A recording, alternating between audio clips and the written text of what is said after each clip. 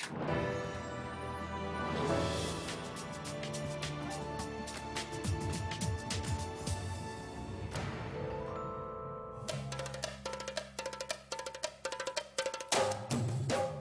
रपट जाए तो हमें ना उठाइयो, आज फिसल जाए तो हमें ना उठाइयो। 1982 मध्ये प्रकाश मेहरांचा नमक हलाल ब्लॉकबस्टर हिट ठरला। या सिनेमात स्मिता पाटीलचा हिरो होता सुपरस्टार अमिताभ बच्चन। अशी एक घटना तिच्या आयुष्यात त्यावेळेला घडली की तिच्या हातातून एक चांगला समांतर चित्रपट गेला आणि तो गेला तिच्या समकालीन दुसऱ्या नायिकेकडे। स्मिता खूप रडली। 8 दिवस तिने स्वतःला खूप त्रास करून घेतला, कोंडून घेतलं आणि मग तिच्या लक्षात आलं की हा चित्रपट तिच्याकडे का गेला, तर तिची कमर्शियल व्हॅल्यू जास्त आहे म्हणून। आणि मग माझी कमर्शियल व्हॅल्यू कमी आहे म्हणून मला जर चांगले चित्रपट सुद्धा मिळणार नसतील, ज्याच्यासाठी मी इथे आहे ते चित्रपट पण जर मिळणार नसतील, तर मला माझी कमर्शियल व्हॅल्यू वाढवायला पाहिजे। घटिया इंसान विजय नहीं है रवि, तुम्हें तो फक्र होना चाहिए। तुम विजय जैसे इंसान को जानते हो, उसे अपना दोस्त कह सकते हो। ठहरो रवि, सुनना नहीं चाहोगे असलियत क्या है? स्मितानं यशस्वीपणे मेन स्ट्रीम सिनेमात प्रवेश केला आणि स्मिता फक्त आर्ट सिनेमात काम करू शकते असं म्हणणाऱ्यांसाठी ती एक मोठी चपराक होती। संगमरमर की हाय कोई मूरत हो तुम, बड़ी दिलकश बड़ी खूबसूरत हो तुम। She had this incredible ability on one end of this. एकीकडे खूप ग्लॅमरस दिसण्याचं कौशल्य तिच्यात होतं, तर दुसरीकडे ती तितकी साधीही दिसू शकत होती। त्यामुळे ती कुठल्याही क्लासमध्ये फिट बसायची। ती सुंदर डान्सर होती, त्यामुळे अशी अभिनेत्री कुणाला नको असणार, म्हणून तिलाच अनेकदा सिनेमात घेतलं जायचं। ती प्रत्येक भूमिकेला एकदम श्रीमंत करून टाकायची। तिची प्रत्येक भूमिका अविस्मरणीय ठरली। तिने एक इतिहास निर्माण केला। Then of course the mainstream cinema also discovered her, and rest is of course the history and now legend. एक लड़का जिसकी उम्र करीब त्या काळात अमिताभ बच्चन सुपरस्टार होता, त्यामुळे त्याच्यासोबत मुख्य भूमिका मिळणं हे स्मितासाठी महत्त्वाचं ठरलं। आखिरी बार एक अजनबी लड़की के साथ देखा गया था। जिन साहब को भी पता चले मेहरबानी करके करीब के पुलिस स्टेशन में खबर कर दे, इनाम दिया जाएगा। एक मी नक्की सांगू शकते, जया आणि अमिताभ बद्दल तिच्या मनात निरतिशय प्रेम होता। त्या दोघांच्याही विषयी तिला अत्यंत प्रेम आणि आदर होता आणि त्या दोघांचाही तिच्यावर खूप जीव होता। तिच्या वाढदिवसाला साडी घरी येणार। हमने सनम को खत लिखा। स्मिता पाटील प्रसिद्धी पैसा याच्या पलीकडे होती, त्यामुळे कमर्शियल सिनेमे ही तिची व्यावसायिक गरज असली तरी ती फार काही त्यात रमत नव्हती।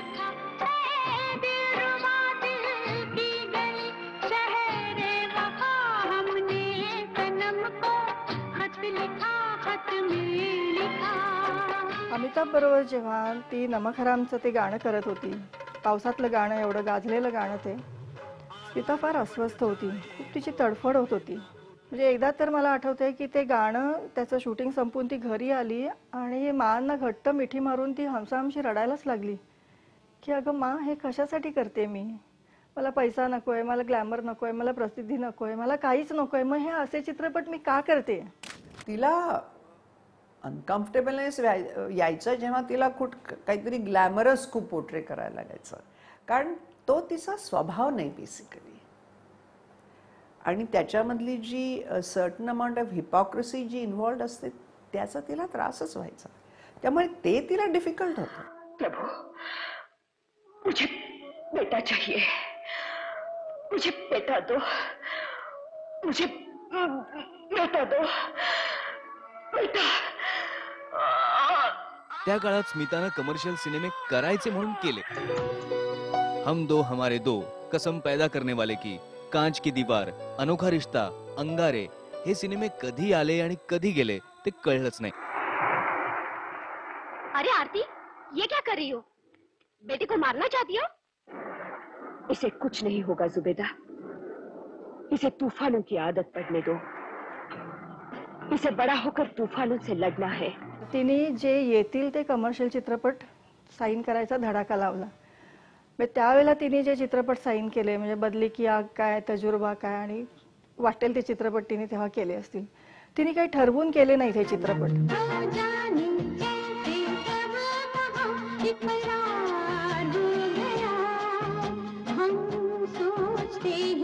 स्मिताचा दुसरा व्यावसायिक सिनेमा यशस्वी ठरला तो म्हणजे रमेश सिप्पींचा शक्ती. या सिनेमात अमिताभ बच्चन, दिलीप कुमार आणि राखी असतानाही स्मिताचा अभिनय सगळ्यांच्या लक्षात राहिला. आखिर क्यों हा चित्रपट तिला खूप आवडलेला होता. दुश्मन न करे दोस्त ने वो काम किया है, उम्र भर का गम हमें इनाम दिया है. आणि मला स्वतःला आणि स्मिताला तिचा आवडलेला आणखीन एक चित्रपट म्हणजे अमृत. सुना आणि मुलं तिला चांगलं वागवत नाहीयेत. तिला सवय झालेली असते अशा वागण्याची, त्यामुळे ती सबंध जेवण लावते वगैरे आणि ते सगळे पाहुणे ते जेवल्यानंतर तिचं पटकन कौतुक करतात. वाह माझी वाह, क्या खाना बनाया है. सो त्यात आश्चर्य आहे, आनंद आहे. सगळ्यांच्या समोर कौतुक केलं म्हणून ती अशी बावचळून पण जाते. लेकिन मीठा तो खाने के बाद खाते हैं ना. तुम मुझे खाने के तौर तरीके समझा रही हो?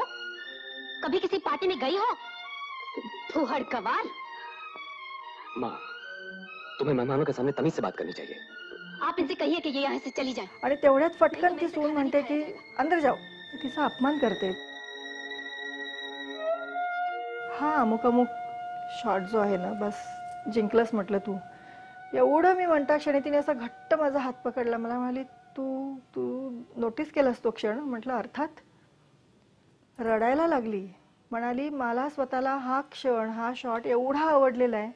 तो जेव्हा मी पडद्यावरती बघितला तेव्हा म्हणे मी स्वतःची पाठ थोपटून घेतली आणि मी स्वतःला सांगितले Smita Patil, you have gained something as an actress.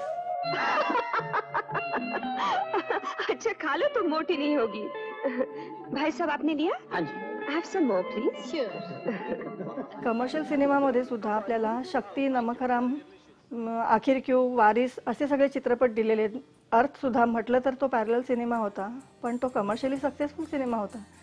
आणि अशा प्रकारचे सगळे चित्रपट देणारी स्मिता त्याच वेळेला पॅरलल सिनेमा पण तेवढ्याच ताकदीने करत होती. कोई ये कैसे बताए कि वो तन्हा क्यों है, वो जो अपना था वही और किसी का क्यों है. कविता में ऐसी कौन सी बात है इंदर जो मुझ में नहीं है, जो तुम मुझे छोड़ने पे मजबूर हो गए. नाज पहने कोई शबनम की कटोरी, साहब तारे यूं डूब गए वो को सुधारी अंगिया, वो को सुधारी अंगिया. स्मिताची खरी ओळख वास्तववादी सिनेमातूनच ठसली.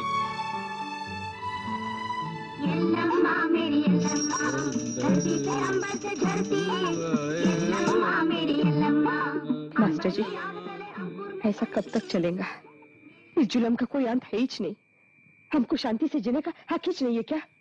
हमें पुलिस के पास जाना पड़ेगा. स्मिता पाटील आणि शबाना आझमी यांनी महेश भट्ट यांच्या अर्थ आणि श्याम बेनेगल यांच्या मंडीमध्ये एकत्र काम केलं. सब्ज बाग तो सोबिश दिखाती है. सब्ज बाग तो आप देख रही हैं. ये क्या बोल रही है तू? क्यों? सोने की चिड़िया के बोल फूट गए तो डर गई. हाँ, It never fails to amaze me that आम्ही दोघींनी एकत्र अर्थ आणि मंडी केला.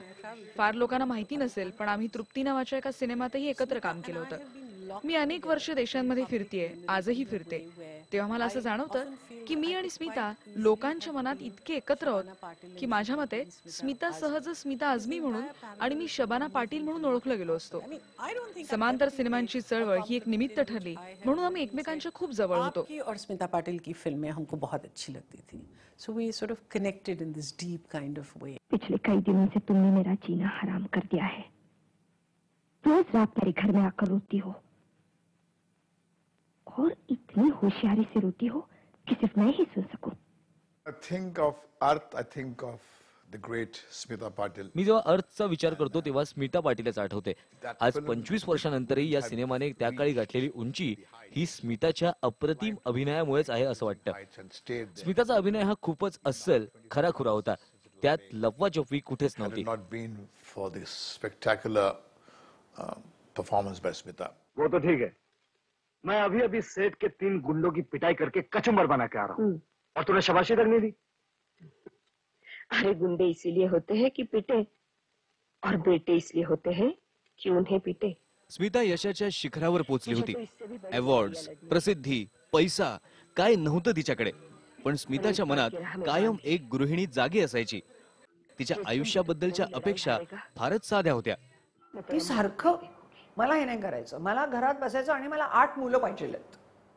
तिला आई व्हायची अत्यंत हौस होती. एक खऱ्या अर्थाने किंवा एका अर्थाने अत्यंत सामान्य स्त्रीच्या ज्या ॲस्पिरेशन्स असतात त्याच तिच्या पण होत्या. माझा सुखाचा संसार हवा, मला भरपूर मुलं हवीत, मला त्यांच्याबरोबर आनंदाने खेळायचं आहे. That's what she want. तिला काही एवढी हौस नव्हती की ओ माझ्या इतक्या फिल्म्स चालल्या पाहिजेत आणि मला एवढी अवॉर्ड्स मिळाली पाहिजेत. नेव्हर. करोगे याद तो हर बात याद आएगी, गुजरते वक्त की हर मौज ठहर जाएगी, गुजरते वक्त की हर मौज ठहर जाएगी. स्मिता पाटील आणि राज बब्बर यांच्या अफेअरची चर्चा त्यावेळी सगळ्या फिल्म मॅगझिन मध्ये सुरू होती. राज बब्बर 1981 मध्ये आपल्या बायकोपासून वेगळा झाला आणि मग राज आणि स्मिता दोघांनीही लग्न केलं. स्मिता याबद्दल कधी बोलायची नाही. घर तोडणारी म्हणून तिला अनेक दूषणही मिळाली. ती ज्याच्यावर प्रेम करत होती त्या पुरुषाला घरच्यांनी स्वीकारावं ही तिची खूप इच्छा होती आणि तिचे आईवडील अशा संस्कारातनं वाढलेले होते. तेच संस्कार त्यांनी आपल्या मुलींवरती पण बिंबवायचा प्रयत्न केला होता आणि म्हणूनच स्मिताची खूप तडफड व्हायची की आईवडिलांनी दिलेले संस्कार ती विसरू शकत नव्हती आणि त्याच वेळेला तिचं मन तिला जे सांगत होतं तेही त्यातनं ती बाहेर पडू शकत नव्हती आणि ह्याच्यातनं होणारी तडफड स्मिताची मी फार जवळून बघितलेली आहे. आणि तिचं म्हणणं तेच होतं की मी हे ठरवून नाही केलेलं पण हे होते माझ्या आयुष्यामध्ये, त्याला मी काय करू. एक बात पूछूं, कभी मुंह तो नहीं फेरोगे ना? जिंदा रहते तो नहीं, मर गया तो.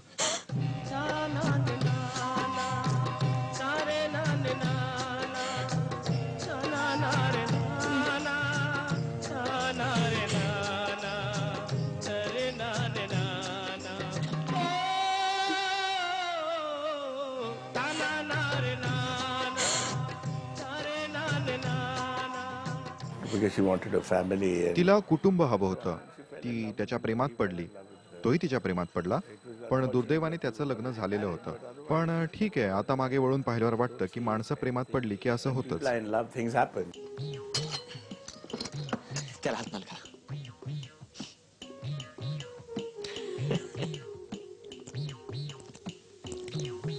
मोठ्या पडद्यावरच्या तिच्या स्त्री भूमिकांपेक्षा ती फारच वेगळी आहे असंही बोललं जाऊ लागलं होतं. क्या हुआ? तुम मेरे को ऐसा देखते तो मेरे को शर्म आती. शर्मिला टका और कहीं की. अच्छा तू आराम से खा ले, मैं मार जाता. पुन्हा एकदा तिने केतन मेहता यांच्या मिर्च मसाला मध्ये सोनबाई साकारली. मसाल्याच्या फॅक्टरीतली एक कामगार स्त्री उन्मत्त अशा अधिकाऱ्याला कसा धडा शिकवते ही भूमिका तिने केली. नसरुद्दीन शाह बरोबरच्या तिच्या या भूमिकेचं खूप कौतुकही झालं. मेरा मर्द अगर कहेगा ना तो भी मैं नहीं जाऊंगी. मान जा Sonbai.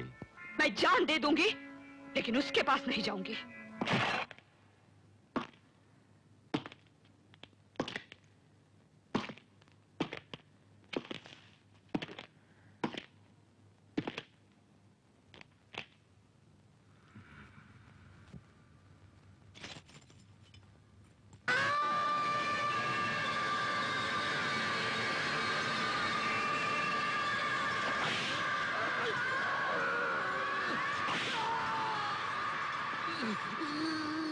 It remains obviously one of the greatest performances, not just by Smita Patil, but by any actress in Hindi cinema, because It was a film that she. मिर्च मसाला मधला तिचा अभिनय तर ग्रेटच होता.